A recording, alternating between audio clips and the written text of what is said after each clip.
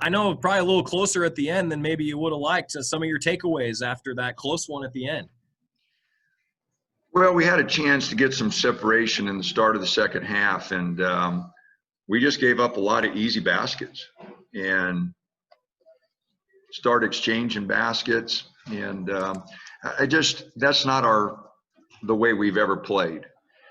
We get in trouble when we start exchanging baskets like that. And they scored 40 points the second half. Shot the ball well, and just bad turnovers on our part. So we're fortunate. We've got a lot to learn, and but our turnovers the second half, our defensive intensity. I think they scored first 4 or 5 times to start second half, and we were kind of giddy because we were scoring. We didn't, but especially on the road, you just can't do that. That has spelled trouble for us. The 10 years I've been here, and the 40 years I've been doing it. We're not made that way. We don't want to exchange baskets. Coach, how about Infalidante? He comes off a performance at Matthew Knight Arena where he goes 10 for 10 from the floor and then gets you a double-double. I know you mentioned you wanted 20 hard minutes from Infalidante. I thought he gave you those 20 hard minutes here tonight. No, I thought he did. I thought he played good. I don't have any complaints about his performance. They went small a lot on us. Roberts got in foul trouble the first half, and so they went small a bunch. We wanted to match up Dante when he was in the game, and so that's what we tried to do. But no, I thought he gave us good minutes. Got a big rebound there late on the 3, and no, I'm very pleased with his minutes. Lastly, for me, Coach, Eugene Omarui playing with some foul trouble. That had to affect your rotation a little bit with Eugene in a little bit of foul trouble, yet he still got you 14 points and 8 for 8 at the free throw line. He didn't play well. He defensively wasn't sharp, didn't rebound, and some bad turnovers. So no, I didn't think he played well, and I expect a lot from him. He's worked so hard, and I talk about him being our consistent guy and our leader, but I just don't think he played well, and he feels that way. I asked him, what do you think, and he knows that he's got to play better for us to be better. And so foul trouble was part of it, but, he had that head down because he was missing some shots and going too fast. And, he's just a better player than that. And, I don't want him to waste any games. He's a senior, and he came here and he went through those surgeries. I just don't want him to waste any games. Well, Coach, safe travels back to Eugene, and we'll catch up with you here over the next few days and getting ready for a few more games here in the month of December. Thanks for the time, and congrats on the win, Coach. All righty. Thanks. All right, let's open it up to some more questions. We'll go to Chris Hansen from the Register Guard first. Yeah, hey, Dana. This is the second straight game that you guys have not shot well from the three-point line. When are you concerned that this is more than just a trend and this is something that you guys might be struggling with? Well, we haven't been happy with our three-point shooting. Guys aren't getting ready to shoot it. We're not making the right plays for guys. I'm very disappointed. Our perimeter play there. We got the ball inside and guys didn't move. Guys weren't ready to shoot it. So disappointed in our execution there with guys getting ready to shoot. But I am concerned. We're going to have to get in the gym, and we've got good three-point shooters. I'm not saying great, but we've got good ones, and they're going to have to put some time in. It's great time now. Finals are done. There's no excuse not to be in the gym. I can't force them anymore, but they got to get in there and on their own and get some shots up and get ready to shoot the ball. And we've got to get more comfortable making shots for each other. We're not doing a good job of making shots. I thought we took a step against Florida A&M, but tonight we did a really poor job of getting ready to make shots for guys and guys getting ready to shoot it. Matt Preem, 247 Sports. Sorry about that. Another strong performance from Eric Williams, and what do you make of his performance and how he impacted the game for you on both Matt, I can't hear you.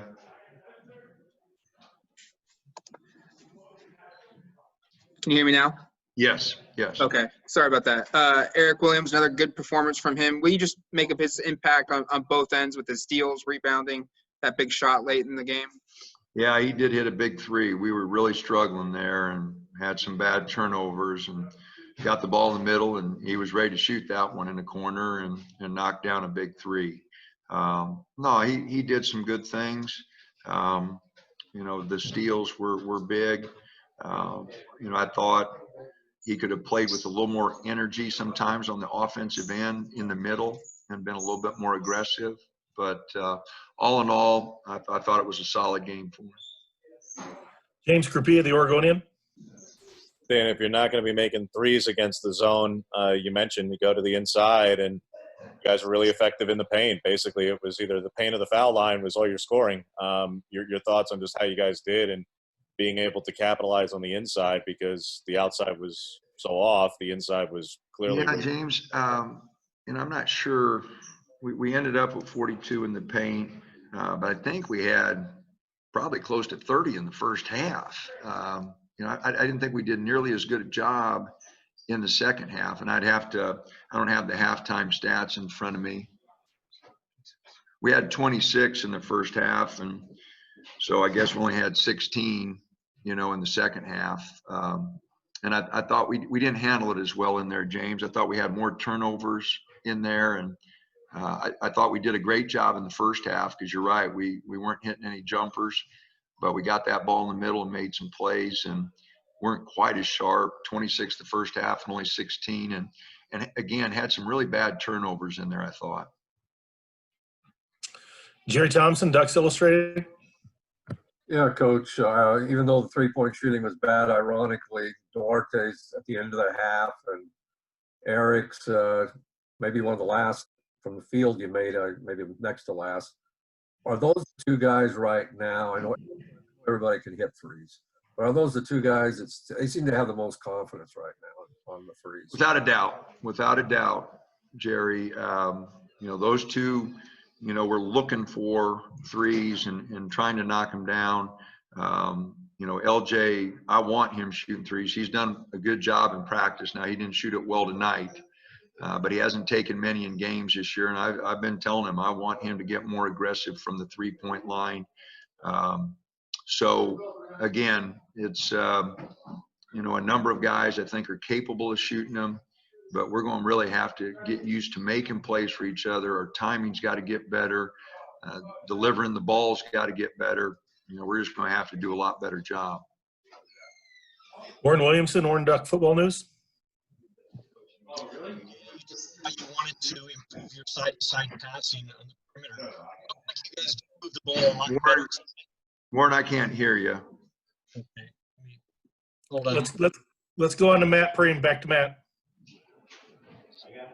Dana, 4 guys in double figures, and I think Lawson and Figueroa were both one shot away from getting in there as well. Do you like just the balance that you're getting of everyone being really around the same? And I guess what's the advantage you feel like for your team to have that ability?